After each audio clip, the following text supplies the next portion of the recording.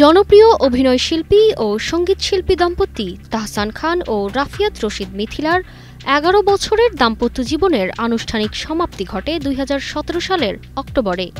২০০৬ সালের ৩ আগস্ট এই জুটি বিবাহ বন্ধনে আবদ্ধ হন। তাদের একমাত্র সন্তান আয়রা তেহরিম খান। সম্প্রতি এক পডকাস্টে অংশ নিয়ে বিচ্ছেদের সময়কার মানসিক অবস্থা ও সংগ্রামের কথা প্রকাশ করেছেন মিথিলা। তিনি বলেন, বিচ্ছেদটা মেনে নেওয়াই ছিল সবচেয়ে কঠিন বিষয়। তখন তিনি খুব অল্প বয়সী একজন তরুণী মা।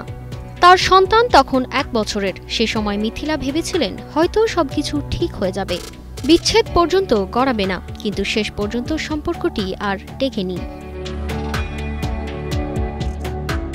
মিথিলা বলেন, যে কোনো বিচ্ছেদ বা সম্পর্ক ভেঙে যাওয়া সহজ না, খুবই কঠিন। আমি তখন মানসিকভাবে এতটা দৃঢ় ছিলাম না যে কোনো বড় সিদ্ধান্ত নিতে পারি। আমার ১ বছরের বাচ্চা ছিল, নিজের জীবনের জন্য সিদ্ধান্ত নেওয়ার মতো অবস্থা ছিল না।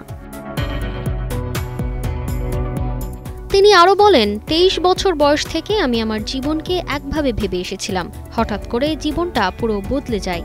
আমি শ্বশুরবাড়ির মানুষদের সঙ্গে থেকেছি, একটা জায়গায় আমি ভবিষ্যৎ দেখতাম, কিন্তু হঠাৎ বুঝলাম সেটা আমার জায়গা না। বাংলাদেশের একমাত্র স্মার্ট সিটি বসুন্ধরা এখন আরো নিরাপদ, আধুনিকতায় আরো এক ধাপ এগিয়ে।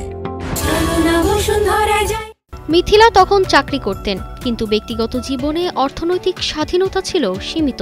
তার ভাষায়, আমার একটা গাড়িও ছিল না, কিন্তু আমি গাড়িতে চলাফেরায় অভ্যস্ত ছিলাম। আমার বাচ্চাও তাই ছিল। আমি তখন বুঝে গিয়েছিলাম জীবনে নিজের জায়গা থাকাটা খুব দরকার। এই অভিজ্ঞতার ভিত্তিতে মিথিলা মনে করেন, নারীর অর্থনৈতিক স্বাধীনতা অত্যন্ত গুরুত্বপূর্ণ।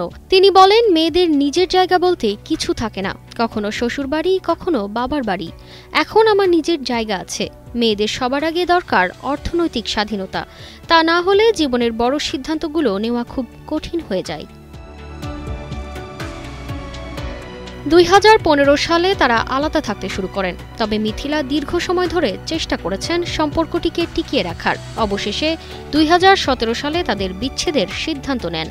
বিয়ের পর তাহসান ও মিথিলা একসঙ্গে অভিনয় করেছেন একাধিক জনপ্রিয় নাটকে। আমার গল্পে তুমি, মিস্টার অ্যান্ড মিসেস, ল্যান্ডফোনের দিনগুলোতে প্রেম, যেগুলো দর্শকের ভালোবাসা পেয়েছে। তারা একসঙ্গে গানও গেয়েছেন। তারতিবা ফারুহী, কালের কণ্ঠ।